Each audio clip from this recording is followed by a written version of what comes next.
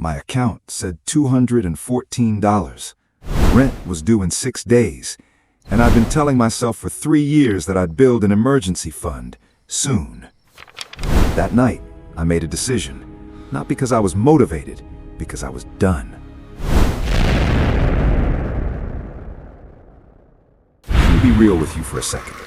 I'm not some finance bro who figured it all out at 22. I'm 30. I've got a job, bills, a lease, and just enough income to feel like I'm doing okay until something breaks, until the car needs work, until the dentist sends a bill I wasn't expecting, until life happens. Every time something went wrong, I had 2 options: credit card or beg.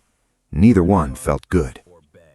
An emergency fund isn't some luxury thing for people who make 6 figures. It's the only thing standing between you and a full financial collapse when life pulls the rug out. And I had nothing, 0 buffer. $214 in my checking account, with rent 6 days away. So here's what I decided. I was going to build a $10,000 emergency fund. Not someday, not next year, starting that night, with $214 in my account. First thing I had to do was get honest with myself. Not motivated poster honest, ruthlessly honest. Rule 1, no new debt. Whatever I built with real money. No, I'll put it on the card and pay it off later. Done with that logic. Rule 2, no touching the fund once it goes in. Not for food, not for subscriptions, not for anything that wasn't a genuine emergency. Rule 3, track every single dollar. Every coffee, every impulse buy, everything. I needed to see exactly where my money was bleeding out. Rule 4, I set a real deadline, not open-ended. 6 months. $10,000 in 6 months, starting with basically nothing. That's $1,667 a month I needed to save, on a take-home of about $3,200. After rent, groceries, utilities, and my car payment, I had maybe $400 left over in a good month. The math didn't work. I knew that going in, which meant I couldn't just save my way there. I had to build my way there. Week 1 wasn't about saving money yet. It was about finding it. I went through 3 months of bank statements. What I found was embarrassing. $47 a month in subscriptions I'd forgotten about. A gym I hadn't been to in 4 months. $29 a month, gone. 2 streaming services I literally didn't watch. A meal kit subscription I'd paused but never canceled, still charging me $12. In one night, I cut $140 a month in recurring charges I wasn't even using. Just gone, canceled, done. It wasn't exciting. It felt more like finding moths had been eating through your wallet for a year and you just never checked. I opened a separate high-yield savings account, not at my main bank. Different app, different login, different world. Because if it's easy to access, you'll access it.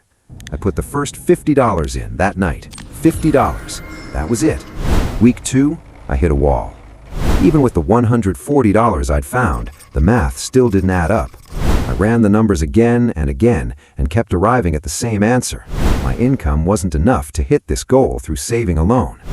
I needed more money coming in, which sounds obvious, but actually doing something about it is a completely different thing. I'm not a coder, I'm not a designer, but I can write, I can research, I can do admin work faster than most people. So I listed myself on 2 freelance sites, Upwork and Fiverr, offering data entry, research reports, and basic copywriting. First week, nothing, not one message, not one job. I refreshed that app probably 40 times.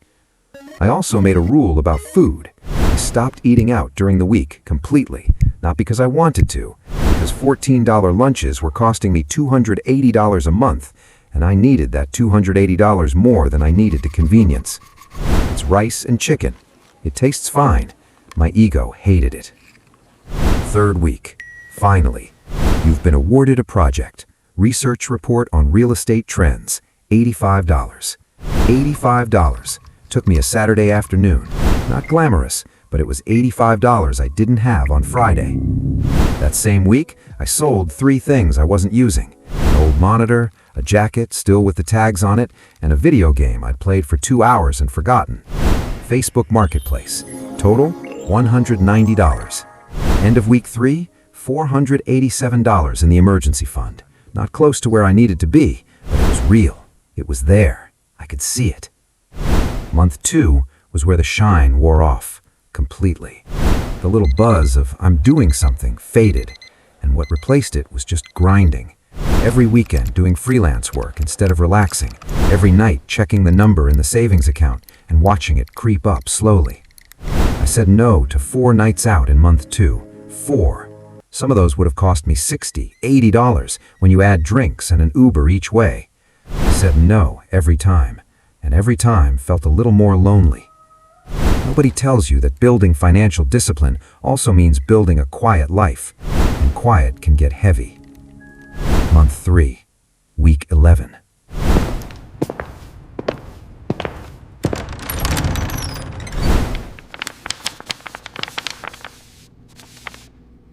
My car needed work, not a small thing. The mechanic said $1,100 minimum. Timing belt, he said. If I ignored it, I risked the engine seizing on the highway. I had $2,240 in the emergency fund at that point. 11 weeks of work. Every sacrificed Friday night, every packed lunch, every freelance project I stayed up until midnight finishing. And I had to decide whether to use it. This is what they don't tell you about building an emergency fund. The cruelest part isn't saving the money. It's watching a real emergency arrive and having to make the call. I sat there for about an hour going back and forth, and I almost gave up. Not on the car repair, on the whole thing. I thought, what's the point? I save, something breaks, I pay it, I'm back at zero. This is just life. This is how it always goes. There was a version of that night where I just stopped, opened the account, cleared it out, gone back to living month to month, and told myself it wasn't meant to be. I almost did it. I read something I'd written to myself on day 1. The fund is the answer when something breaks. That's the whole point. Use it, then rebuild. Oh, I'd forgotten why I built it. I built it for this. Not to hoard it, not to stare at the number. To use it when something real happened, so I wouldn't have to go into debt, so I wouldn't have to beg. I paid for the car repair, $1,100, out of the emergency fund.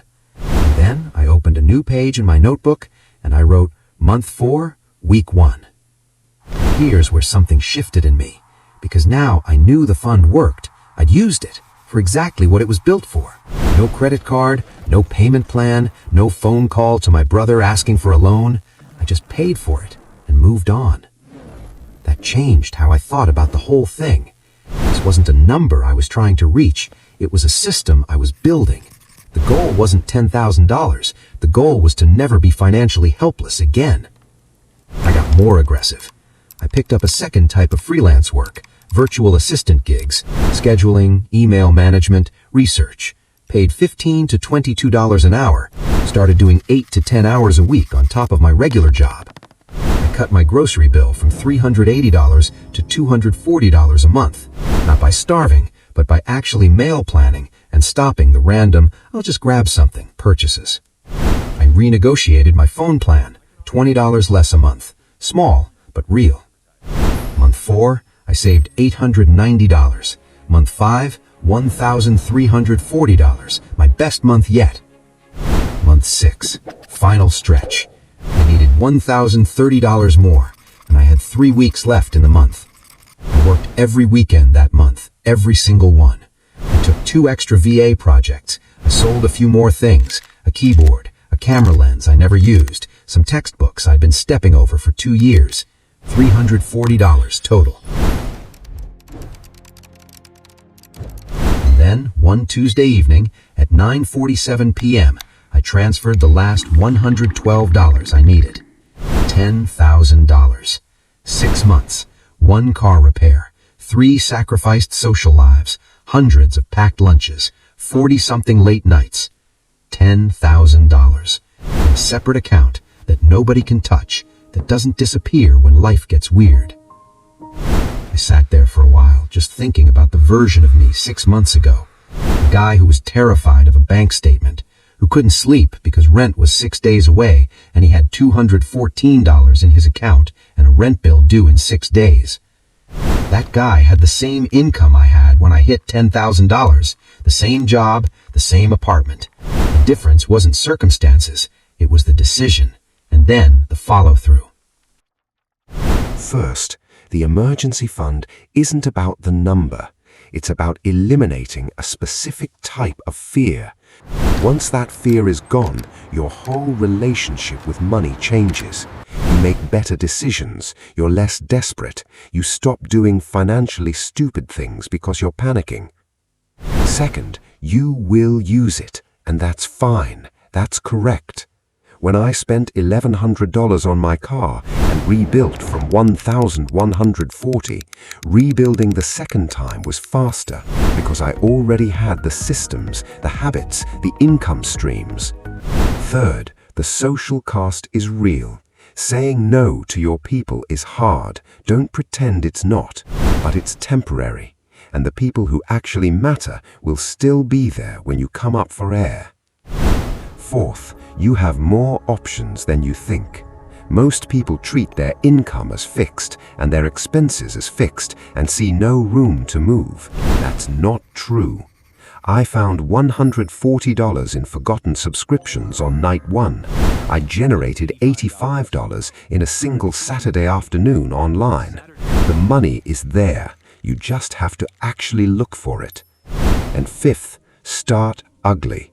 My first transfer was $50. $50 into an emergency fund I needed to get to $10,000. It felt meaningless. It wasn't. It was the first brick. Everything after was just stacking on top of it. I want to ask you something. What's your number? Not 10,000 necessarily. Some of you need 3,000. Some need 5,000. Some of you need $500 just to stop the bleeding. Whatever that number is, when's the last time you actually moved toward it? Not thought about it, not told yourself you'd start next month, actually moved. Because next month has a habit of becoming 6 years, and I know because it was 6 years for me before that Tuesday night with $214 in my account and a rent bill due. The version of you that has an emergency fund sleeps differently, makes different decisions, isn't scared of his phone ringing with an unexpected expense. That version of you is 6 months away, maybe less, but only if you start tonight. If this video hit different, leave a comment. Tell me where you are right now. I'm not done. Hit subscribe and turn on notifications. The next video is going to be about what I did after the emergency fund, because that's where things actually got interesting. $214 to $10,000. One ugly decision at a time.